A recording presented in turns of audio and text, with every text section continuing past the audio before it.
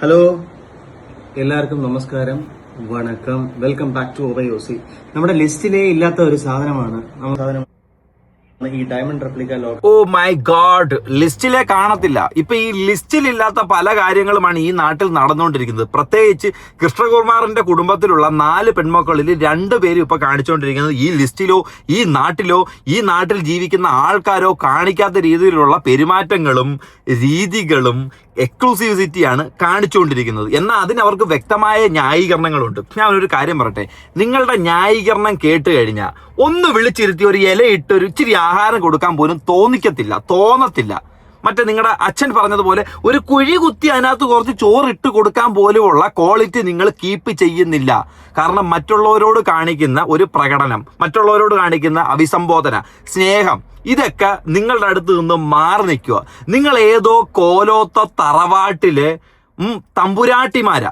ആ തമ്പുരാട്ടിമാർക്ക് ബാക്കി താഴെത്തട്ടിലോ അല്ലെങ്കിൽ നിങ്ങളുടെ ക്വാളിറ്റി നിൽക്കുന്ന ആൾക്കാരെല്ലാം അടിയനായിരിക്കും. അടിയൻ അമ്മ എന്നൊറ്റ ഒരാളെ വിളിക്കൂ. നിങ്ങളുടെ ഇഷ്ടം, നിങ്ങൾ അമ്മയെന്ന് 1, 2, 3 ആൾക്കാരെ വിളിക്കുക. പക്ഷേ അമ്മ എന്ന് നിങ്ങൾ വിളിക്കുന്ന സ്വന്തം അമ്മയെ വിളിക്കുന്നുണ്ട്, അത് 100% വിളിക്കുന്നുണ്ടെങ്കിൽ തൊട്ട് 99% ഭർത്താവിൻ്റെ അമ്മയെ വിളിക്കണം എന്നുള്ളത് ഈ നാട്ടിലെ നിയമമൊന്നുമല്ല. അത് ഒരു കോമൺ സെൻസ് ബോധമാണ്.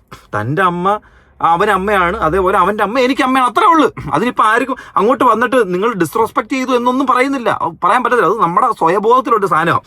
എന്നാൽ നിങ്ങൾ അങ്ങനെ വിളിക്കുന്നില്ലെങ്കിൽ പോലും നിങ്ങൾ അതിനെ എടുത്ത് നോർമലൈസ് ചെയ്യുന്നത് മാത്രമല്ല, നോർമലൈസ് ചെയ്യുന്നതിൻ്റെ കൂടെ തന്നെ നിങ്ങൾ അതിനെ ന്യായീകരിക്കുന്നത്. കാവിലെ ഭഗവതി ഒന്നും അല്ലല്ലോ. അതെന്തുവാ എനിക്ക് മനസ്സിലാവുന്നത്? ആ ഒരു ടോപ്പിക് ഞാൻ കാണിച്ചു തരാം. വഴി കൂടെ പോകുന്നവരെ എനിക്ക് അമ്മ എന്ന് വിളിക്കാൻ പറ്റത്തില്ല. പിന്നെ കാവിലെ അമ്മയൊന്നും അല്ലല്ലോ. അപ്പൊ ദിയാകൃഷ്ണ കെട്ടിയോന്റെ അമ്മ വഴി കൂടെ പോകുന്ന ആളെന്നാണ് പറയുന്നത്. എനിക്ക് തോന്നുന്നു ഇവരുടെ ഒരു ഫാമിലി വിചിത്രമായ ചില സ്റ്റേറ്റ്മെന്റ് ഇടയ്ക്ക് പറയാറുണ്ട്. അങ്ങനെയല്ലേ വരത്തുള്ളൂ. പബ്ലിക് ആയിട്ട് ഇവർക്ക് വിളിച്ച് പറയാമെങ്കിൽ പബ്ലിക് ആയിട്ട് നമുക്ക് റിയാക്ട് ചെയ്യാന്നുള്ളതാണ്. അത് ഈ വാവിട്ട കോടാലി അല്ലേ? അങ്ങനെ പറയുന്നില്ലേ? പക്ഷേ ഈ വകതിരിവ് വേണം നമ്മൾ എന്തൊക്കെ പറയാന്നുള്ളത്. തീർച്ചയായിട്ടും ഇതൊരു വാവിട്ട കോടാലിയൊന്നുമല്ല. ഒരു വ്യക്തമായ കാര്യങ്ങൾ എങ്ങനെ സംസാരിക്കണമെന്ന് അറിഞ്ഞുകൂടാത്ത ഒരു കുടുംബം, അല്ലെങ്കിൽ വ്യക്തമായ ഒരു ഗൈഡ് ലൈൻസ് കൊടുക്കാതെ വളർത്തിക്കൊണ്ട് പോയതിന്റെ ഭവിഷ്യത്ത് അവരുടെ വായി വരുന്ന വാക്കുകൾ അതുപോലെ തന്നെ എടുത്ത് ഛർദ്ദിക്കുക, തുപ്പുക എന്ന രീതിയിൽ ഒരു മര്യാദയില്ല. ഒരു മര്യാദ എന്ന് പറഞ്ഞൊരു സാധനമില്ല. ഓരോന്ന് കമ്പയർ ചെയ്യുന്നത്, ഇവൻ ഭർത്താവിൻ്റെ അമ്മയെ തന്നെ കമ്പയർ ചെയ്യുന്നത് ഏത് രീതിയിലാണ്? വഴിയിൽ കൂടെ പോകുന്നവരെ എനിക്ക് അമ്മയെന്ന് വിളിക്കാൻ കഴിയത്തില്ലെന്ന്. ഇവരൊക്കെയാണ് ഇൻഫ്ലുവൻസർ എന്ന് നിങ്ങൾ പറയുന്നത്. ഇവരൊക്കെയാണ് ഇൻഫ്ലുവൻസ് ചെയ്യുന്നത്. ഇവരുടെ എന്ത് സാമാനമാണ് നിങ്ങൾക്ക് ഇൻഫ്ലുവൻസ് ആവുന്നത് എന്ന് ആലോചിച്ച് നോക്ക്. നിങ്ങൾ ഇവരെ ഫോളോ ചെയ്യുന്നവർ ഇവരുടെ ഓരോ സാമാനങ്ങളൊക്കെ മേടിക്കുന്നവരുണ്ടല്ലോ, ഇവർ ഈ പറയുന്ന കാര്യങ്ങൾ നിങ്ങൾക്ക് ഇൻഫ്ലുവൻസ് ചെയ്യുന്ന ഒരു കാര്യമാണോ? വ്യക്തമായിട്ടൊരു ആൻസർ നിങ്ങൾ വ്യക്തമായിട്ട് തരണം. നിങ്ങളെ ഇൻഫ്ലുവൻസ് ചെയ്യുന്ന ഒരു കാര്യമാണോ? എന്നാൽ അങ്ങനെ ഒരു സാധനം വന്നിട്ടുണ്ടെങ്കിൽ അതിനെ എടുത്തു വെച്ച് വീണ്ടും ന്യായീകരിച്ച് പത്രാസിന് മേൽ പത്രാസായിട്ട് കാണിച്ചുകൊണ്ടിരിക്കുന്നത് എനിക്ക് മനസ്സിലാവുന്നില്ല എന്താണെന്ന്. ഞാൻ വലിയ ചരക്ക, അയ്യോ തൊലിച്ചു വെച്ചേക്കുക. ഇട്ടിരിക്കുന്ന സ്റ്റോറി നോക്കി, 22 മണിക്കൂർ മുമ്പ് ഇട്ടിരിക്കുന്ന ഒരു സ്റ്റോറിയാണ്. അമ്മ എന്ന സ്ഥാനം ഒരാൾക്ക് മാത്രം. വഴിയിൽ കാണുന്നവരെ മറ്റുള്ളവരെയോ ഒക്കെ അച്ഛ അമ്മ എന്ന് വിളിക്കാനാവില്ല. ദിയാകൃഷ്ണ, വഴിയിൽ കൂടെ പോകുന്ന ആരെയും വിളിക്കണ്ട മോളെ നീ സ്വന്തം ആരെയും വിളിക്കണ്ട, അതായിരിക്കും നല്ലത്. ഈ ഒരു പോസ്റ്റിനെ ഇവർ തന്നെ എടുത്തു വെച്ച് ഷെയർ ചെയ്തിരിക്കുക. എന്നിട്ട് അതിന്റെ താഴെ ഇവരൊരു ഡിസ്ക്രിപ്ഷൻ അതിനകത്ത് വ്യക്തമായിട്ടേക്കുന്നു. No matter what I will forever stick on to my opinion because I have a spin. അതിൽ തന്നെ ഉറച്ചു നിൽക്കണം, അവിടെ നിന്ന് മാറില്ല. ആ അഭിപ്രായത്തിൽ നിന്നും ഒരിക്കലും മാറില്ല. അങ്ങനെ മാറിക്കഴിഞ്ഞാൽ ചിലപ്പോൾ നിന്റെ ഐഡന്റിറ്റി നഷ്ടപ്പെടുമോ എന്നുള്ളൊരു പേടിയും എന്നും ഒരു സ്വയബോധവും ചിലപ്പോൾ നിങ്ങൾക്കുണ്ട്. അതുകൊണ്ടായിരിക്കും മാറില്ല. നല്ലത് ആര് പറഞ്ഞു തന്നാലും നല്ലതെന്ന് അംഗീകരിക്കാനായിട്ട് നോക്കരുത്. കാരണം അക്സെപ്റ്റൻസ് ഇല്ലാത്തൊരു കുടുംബമാണ്. താനും അതുപോലെ തന്നെ ആയിരിക്കണം, അത്രേ ഉള്ളൂ. Few reaction videos against me won't make me change my life decision. നമ്മളെ വീഡിയോ ഒന്നും കണ്ടിട്ട് നിങ്ങൾ ചേഞ്ച് ചെയ്യണ്ട. നമ്മൾ ഒരിക്കലും നിങ്ങൾ ചേഞ്ച് ചെയ്യാൻ പറഞ്ഞില്ല. നിങ്ങൾ നിങ്ങൾ ചെയ്തിട്ടുള്ള കാര്യത്തിനകത്ത് അത് ജനങ്ങളെ ഇൻഫ്ലുവൻസ് ചെയ്യാൻ പാകത്തിലുള്ളൊരു കാര്യമല്ല. ആ ചെയ്തത് നോർമലൈസ് ചെയ്ത് നമുക്ക് കാണാൻ കഴിയത്തില്ല. എന്നിരുന്നൊരു സാധനം നമ്മൾ പോയിന്റ് ഔട്ട് ചെയ്തേ ഉള്ളൂ. ഒരിക്കലും നീ മര്യാദയ്ക്ക് നാളെ മുതൽ അമ്മയെന്ന് വിളിച്ചോണം അങ്ങനെയൊന്നും ആരും പറഞ്ഞില്ല. എന്താ നീ വിളിച്ചിട്ടുണ്ട്, അത് വേറൊരു കാര്യം. ആര്? മീനമ്മ, ചെന്നൈ എക്സ്പ്രസിന് ശേഷം വിളിച്ച മീനമ്മ, നമ്മളെല്ലാം കണ്ടതാണല്ലോ. അടുത്ത the ones who truly love me know who I am and how I am to everyone. നിങ്ങൾ എങ്ങനെയാണ്, ഞങ്ങൾ എങ്ങനെയാണ്, എല്ലാം അങ്ങോട്ടും ഇങ്ങോട്ടും അറിയാം. ഞങ്ങൾക്ക് എല്ലാവർക്കും അങ്ങോട്ടും ഇങ്ങോട്ടും അറിയാം. നിങ്ങളുടെ അഭിപ്രായങ്ങളും നമ്മുടെ അഭിപ്രായം കേൾക്കണ്ട, കാണണ്ട. എന്നിരുന്നാലും കൈയിരിക്കുന്ന പറ്റിയതിനകത്ത് എന്തെങ്കിലും അബദ്ധങ്ങളുണ്ടെങ്കിൽ അത് മനസ്സിലാക്കുന്നതിന് യാതൊരു കുഴപ്പമില്ല. Respect don't come from what we call or address anyone. അത് മനസ്സിലായി. ഒരിക്കലും നിനക്ക് റെസ്പെക്ട് എവിടെ നിന്നും ചോദിച്ചു മേടിക്കാനായിട്ട് കഴിയത്തില്ല. അതില്ല എന്നുള്ള ആശയമാണെന്ന് നമുക്ക് മനസ്സിലായി. It comes from what we do for them. അവർക്ക് നമ്മൾ ചെയ്തു കൊടുക്കുന്നതിനകത്താണല്ലോ. അത് വളരെ നല്ലൊരു കാര്യം. നീ അപ്പൊ അവർക്ക് എന്തൊക്കെയോ ചെയ്തു കൊടുത്തിട്ടുണ്ട്. അതാണ് അപ്പം രാജാവ്, ഞാൻ പറഞ്ഞില്ലേ നേരത്തെ, രാജകുമാരി എഴുന്നള്ളുന്നു. മിക്കവാറും എങ്ങനെ ആയിരിക്കും ഇവർ ഉറക്കം എഴുന്നേറ്റ് വരുമ്പോഴത്തേക്കും മറ്റേ അശ്വിൻ മറ്റേ ആട്ടി കൊടുക്കും. തമ്പുരാട്ടി വരുന്നേ, തമ്പുരാട്ടി. എന്റെ പൊന്നളിയാ, എങ്ങനെ പത്തറ്റിക് സിറ്റുവേഷനിലാണ് ആളിയാൻ പോയിക്കൊണ്ടിരിക്കുന്നത്. Ashwin as well as his parents know how well I treat them and how much I have done for their family business. അയ്യേ അടി, ഇത്രേ ഉള്ളു. ദിയ കൃഷ്ണ ഓസി ടോക്സി ഇത്രേ ഉള്ളു സാധനം, ഇത്രേ ഉള്ളു. ഇത്രയും ഒരു വിമർശനങ്ങൾ ഉണ്ടാകുമ്പോഴത്തേക്കിന് ഞാൻ ചെയ്യുന്നത് നല്ലതാണ്, ഞാൻ ചെയ്യുന്നത് ക്ലാരിറ്റിയോട് കൂടിയുള്ളൊരു കാര്യങ്ങളാണെന്ന് കാണിക്കാനും പറയാനും വേണ്ടിയിട്ട് ദിയ കൃഷ്ണ ഇത്രേ ഉള്ളു. അശ്വിന്റെ കുടുംബത്തിന്, അതായത് സ്വന്തം രണ്ടാമത്തെ കുടുംബത്തിന് ഞാൻ അവർക്ക് വേണ്ടി എന്തൊക്കെ ചെയ്തിട്ടുണ്ട്, അവർക്ക് എത്ര രൂപ ബിസിനസ് ചെയ്യാനായിട്ടുള്ള പൈസ കൊടുത്തിട്ടുണ്ട് എന്നുള്ളൊരു കാര്യം അവർക്കറിയാം. അത് നിങ്ങൾ ആരും പറയേണ്ടെന്ന്.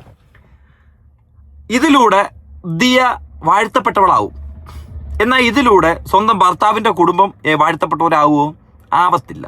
അവർ താഴേക്ക് പോകത്തതേ ഉള്ളൂ. വാട്ട് ഐ മീൻ, ഞാൻ ആ സ്റ്റേറ്റ്മെന്റിൽ ഉറച്ചു നിൽക്കുന്നു. അങ്ങനെ തന്നെ ആയിരിക്കുമല്ലോ ഇനിയിപ്പോ പറയാനായിട്ട് പോകുന്നത്. എന്തിനു വേണ്ടിയിട്ട്? ഇതൊരു ബോധമുള്ളവരല്ലോ നമ്മളൊരാളെ സഹായിക്കുന്നത്, എന്നാൽ അത് മറ്റാരും അറിയരുത്. അത് ബോധമുള്ളവരുടെ കാര്യമാണ്. പിന്നെ പബ്ലിസിറ്റി വേണ്ടിയിട്ട് ഈ സാധനം ചെയ്യുന്നവരുണ്ട്. ഈ പബ്ലിസിറ്റി ആഗ്രഹിച്ച് ചെയ്യുമ്പോൾ അതിനകത്തുള്ളൊരു മോട്ടിവേഷൻ എന്താ അറിയോ, അങ്ങനെ ഞാനൊരു വീഡിയോ ഒരാൾക്ക് 10 രൂപ കൊടുത്തൊരു വീഡിയോ എടുത്തിട്ട് പബ്ലിസിറ്റി കിട്ടുകയാണെന്നുണ്ടെങ്കിൽ, ആഹാ അവന് പബ്ലിസിറ്റി കിട്ടി, എന്നാൽ ഞാനും ഒരുത്തിന് 10 രൂപ കൊടുത്തൊരു വീഡിയോ ചെയ്യാം, എനിക്ക് പബ്ലിസിറ്റി കിട്ടും. അതിലൂടെ ഉദ്ദേശം ഒന്ന് പബ്ലിസിറ്റി, രണ്ടെന്തുമായിരിക്കും, കിട്ടാത്തവന് വീണ്ടും കിട്ടുമല്ലോ എന്നുള്ളൊരു കാര്യം. എന്നാൽ സ്വന്തം കുടുംബത്തിന്റെയും സ്വന്തം ഭർത്താവിന്റെ കുടുംബമായിട്ട് ബന്ധപ്പെട്ട് ഇത്തരത്തിലൊരു പബ്ലിസിറ്റി ആരെങ്കിലും ആഗ്രഹിക്കുമോ? അത്തരത്തിലൊരു പബ്ലിസിറ്റി അവർക്ക് കിട്ടിക്കഴിഞ്ഞാൽ ആ പബ്ലിസിറ്റിയുടെ ആഫ്റ്റർ എഫക്റ്റ് അതിന് നെഗറ്റീവ് ആണെങ്കിലും അത് സ്വന്തം കുടുംബത്തിനും സ്വന്തം മേളിൽ കിട്ടിയിട്ടുള്ള ഒരു ആഫ്റ്റർ എഫക്റ്റ് ആയിട്ട് ഈ പെണ്ണുങ്ങൾ കരുതത്തുള്ളൂ. പൊതുവെ അങ്ങനെ, ഞാൻ നിന്റെ കാര്യം അറിയത്തില്ല, നമ്മൾ കണ്ടിട്ടുള്ളത് രീതിയൊക്കെ അങ്ങനെയൊക്കെ തന്നെ. ഭർത്താവിന്റെ വീട്ടുകാരെയും സ്വന്തം വീട്ടുകാരെയും ഒരുപോലെ തന്നെ സ്നേഹിക്കുന്ന ഭാര്യമാരെയും പെണ്ണുങ്ങളെയൊക്കെ നമ്മൾ കണ്ടിട്ടുണ്ടേ.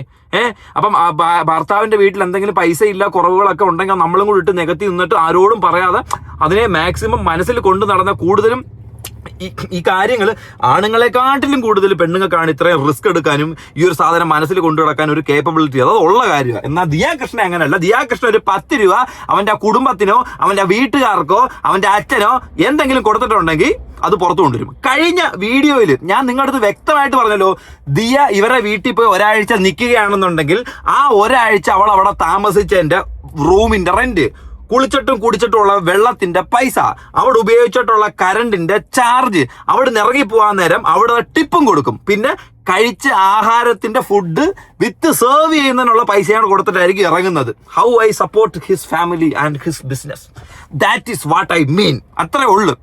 ഈ സാധനമാണ് പുള്ളിക്കാരി കാണിച്ചുകൊണ്ടിരിക്കുന്നത്. അത്ര വെടുപ്പായിട്ട് ജനങ്ങൾക്കിടയിലേക്ക് വെള്ളം കുടിക്കണം, ജനങ്ങൾക്കിടയിലേക്ക് കൊടുക്കാൻ പറ്റിയ നല്ല അടിപൊളി ആറ്റം ചരക്കായിട്ടുള്ള ഒരു മെസ്സേജാണ് നിങ്ങൾ പറഞ്ഞിരിക്കുന്നത്. വളരെ ഗംഭീരമായിട്ടുണ്ട്. ഇതേപോലെ തന്നെ ഈ കഴപ്പണം കെട്ട സ്വഭാവത്തിന്റെ വേറൊരു ദൂഷ്യഫലം ഞാൻ കാണിച്ചു തരാം. ഇവരുടെ ഒരു വീഡിയോ കണ്ടിട്ട് ഒരാൾ ഒരു കമന്റ് ഇട്ടേക്കുന്ന ഒരു കാര്യം, അശ്വിന്റെ അമ്മയാണെന്ന് തോന്നുന്നു ദിയെ കണ്ടാൽ. കമ്പാരിറ്റീവ്ലി അങ്ങനെ തോന്നിയേക്കാം, കുഴപ്പമൊന്നുമില്ല. അത് പൊതുവെ സ്ത്രീകൾക്ക് ഒരു പ്രസവമൊക്കെ കഴിയുമ്പോഴത്തേന് അത്യാവശ്യം വെച്ച് മോശപ്പെട്ട് പോകും. അത് നമുക്ക് നമ്മുടെ നാട്ടിൽ എല്ലാവർക്കും അറിയാം. പിന്നെ അതിനകത്ത് പൈസ ഉള്ളവർ ആ ക്വാളിറ്റി മെയിൻറ്റെയിൻ ചെയ്ത് നോക്കാനായിട്ട് പോകും. ചിലർ ആ പാടെ തന്നെ അങ്ങോട്ടങ്ങ് പോകും. പിന്നെ ചിലരുടെ ബോഡി ക്വാളിറ്റിയും അല്ലെങ്കിൽ അവരുടെ ഒരു എന്തെങ്കിലും ജീനിൻ്റെ ഒക്കെ വ്യത്യാസം കാരണം അവർ നല്ല പ്രോപ്പറായിട്ട് ഒരു വെഹിക്കിൾ. അപ്പം ഇങ്ങനെ 3 കാര്യങ്ങളേ ഉള്ളൂ. ചിലപ്പം പുള്ളിക്കാരിക്ക് പൈസ ഉണ്ട്, പക്ഷെ ആ രീതിയിലേക്ക് വരാനായിട്ട് കഴിഞ്ഞ് കാണത്തില്ല. അതിനിപ്പോൾ എന്ത് ചെയ്യാനാ? അത് കണ്ട ഒരു പെണ്ണ് ഒരു കമന്റ് ഇട്ടു. ഉടനെ അവളുടെ ഫോട്ടോയും തൂക്കി എടുത്ത് വെച്ചുകൊണ്ട്, give me your address, I will courier a nice quality mirror for you to look at. അതായത് പുള്ളിക്കാരി അമ്മുമ്മ കണക്ക് ഇരിക്കുവാണെന്ന് പറയാതെ പറഞ്ഞൊരു സ്റ്റേറ്റ്മെന്റ് ആണ് പുള്ളിക്കാരി സ്റ്റോറി ഇട്ടിരിക്കുന്നത്. വളരെ നന്നായിട്ടുണ്ട് കുഞ്ഞെ, അടിപൊളിയായിട്ടുണ്ട്. ഇതാണ് കുഴികുത്തി ആഹാരം കൊടുക്കുമെന്ന് പറഞ്ഞ കുടുംബമല്ലേ നീ? മിക്കവാറും കുഴികുത്തിയേ ഇനി കൊടുക്കത്തുള്ളൂ കേട്ടോ. ഇനി പ്രത്യേകിച്ച് പറയാനൊന്നുമില്ല. ആദ്യം ഇട്ട സ്റ്റോറിയെ ബേസ് ചെയ്തുകൊണ്ട് ഒരാളൊരു സാധനം അയക്കുന്നു.